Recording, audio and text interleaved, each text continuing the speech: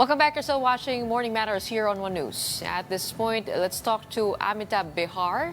We have the Executive Director of Oxfam International joining us this morning on Morning Matters. Mr. Behar is a prominent global voice on inequality, democratic rights, and economic injustice. Welcome to Morning Matters. Thank you. Thank you for inviting me to your show. Amitabh, I know you did a report on global oligarchies, but before we get into that, tell us more about Oxfam and the work that you do globally and here in the Philippines. So, Oxfam works in 80 countries, and I would broadly categorize our work in three buckets.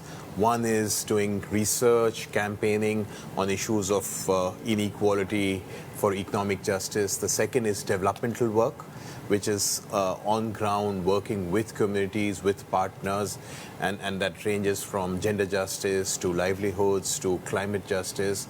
And the third part is humanitarian relief. So whether it's the conflict zone, whether it's Yemen, whether it's the DRC, we are pretty much in most of the conflict zones providing safe drinking water, sanitation, at times food. So it's a fairly broad portfolio for us. How are you present in the Philippines? I'm at the moment here with Oxfam Philippines to work with their strategy for the coming few years. Okay. Let's talk about this study on global oligarchies. It says that we are no longer in an age of mere inequality. We are living under global oligarchies. What do we know? If you see the Trump presidency, it is pretty much the jewel in the crown for global oligarchies. You have a billionaire president backed by the richest man in the world. So that's what we are seeing. But this comes on the back of the massive inequality crisis that the world is seeing. Last year, a report said that the 5 top billionaires doubled their wealth since COVID, where 60% of the global population, that's 5 billion people, actually became poorer. This year, you still have almost 900 million people sleeping hungry. They don't get 3 square meals, whereas the billionaires have added $3 trillion to their wealth. So what you're seeing is essentially growing inequalities. The economic benefits accrue absolutely at the top level, and majority of the people don't get even enough resources to keep with the inflation. And what you're now seeing is that these top billionaires are also meddling with politics, and it's pretty much they're controlling governments. And once you have billionaires controlling governments, people start losing faith in democracy, in the idea of liberal governments, and that's where you start seeing the assertion of right wing. We talked about 5 billionaires. Is there a concentration of that wealth in a certain region? It is. As in, if you look at the billionaires, there are certain pockets where there is concentration. United States is where you have the maximum number of billionaires. But what is also important, in fact, this year's report of Oxfam says that there's continuing colonialism. So we call it the modern day colonialism. And last year, this is absolutely startling and shocking figure. For every hour, $30 million were being extracted from the global south, going to the global north, essentially to that top 1%. And that colonialism, imperialism continues. And how is that happening, modern day colonialism? It happens in multiple ways, from just the debt trap that the countries are in, to just the strength of the US dollar. As in, you look at the global markets, they're still running on the US dollar, whereas in the South, you have weaker currencies. So the trading grammar, the terms of trade are also tilted in favor of the North, that you're essentially seeing a continuing flow of resources from the south, pretty much by backbreaking work of millions and millions of people in the south. When you talk about the global north, these are, of course, the countries that are into debt lending Yes, to the global south. absolutely. As in, now the debt crisis is so massive that there are around 100 countries which are actually spending almost 50% of their budgets in debt repayment. Whereas what they need at the moment is more doctors, more nurses, more teachers, but they're cutting down on public services and essentially doing debt reservicing. You mentioned the presidency of Donald Trump. Some say that he is trying to address inequalities in his own country, trying to get back jobs to America instead of outsourcing to China, to other countries over in Asia. There are some who are saying he's trying to rebalance the markets. What do you say to that? I mean, would love to see that data. Would love to see some evidence, because the actions clearly demonstrate that essentially he's talking about tax cuts and tax breaks for his super rich friends. So that's what you're looking at this juncture, and you've not seen any movement which is towards working for fighting inequality. Because at the moment you need to actually increase taxes, and he's talking about reducing taxes. The problem of inequality, let's be clear, billionaires are a sign of policy failure. They're not a sign of success. And this is a political choice. And President Trump and all presidents across the world need to recognize it.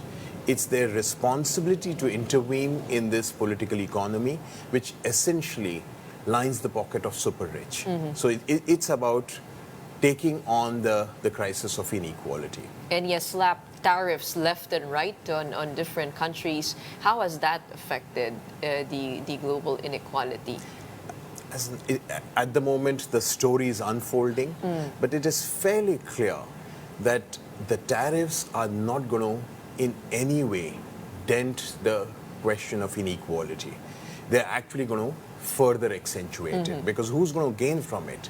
It's essentially, again, but the isn't top that in a free market going to lead more business towards those who have lower tariffs? Like, for example, the Philippines, maybe other countries will set up shop here because of the high tariffs in the United States. But what is really important is to address the fundamentals of how the economy is set. Because even at this juncture, or even before tariffs, what you're essentially seeing is an economic system which favors the super rich. So as in, if you look at the top 10 largest corporations, 7 of them are either run or the principal shareholders are billionaires. What you essentially see is even the profits that these companies make go to the shareholders. They do not go to the workers. So the common person is not going to gain in either scenario. So the solution for fighting inequality is not about tariffs. It is about greater taxation of wealth. It is taxing the super rich.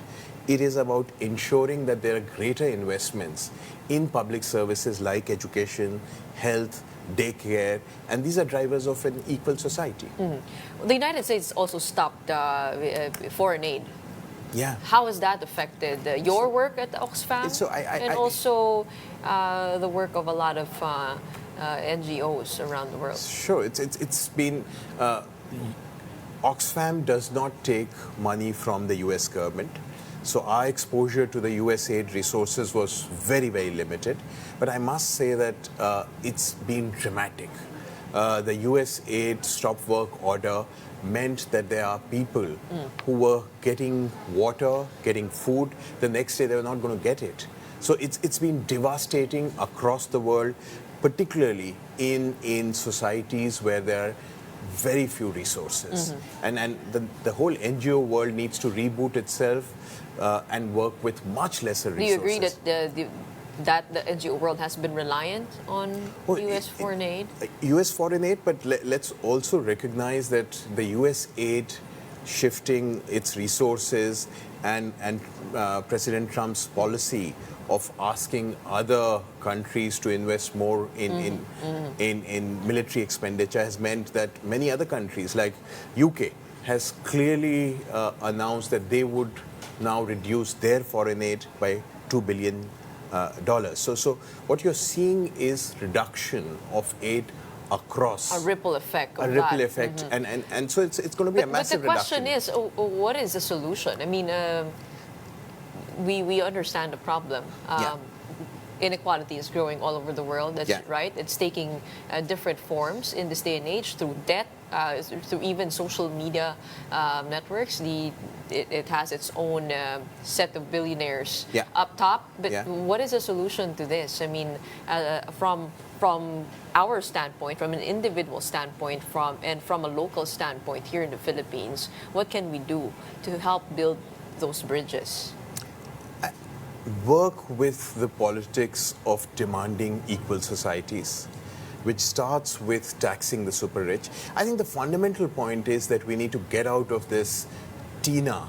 There's no alternative to a neoliberal capitalist system, which is built on exploitation, expropriation of resources, which leads to the climate crisis, which leads essentially to some people becoming rich and richer, leading to oligarchies. I think that needs to change.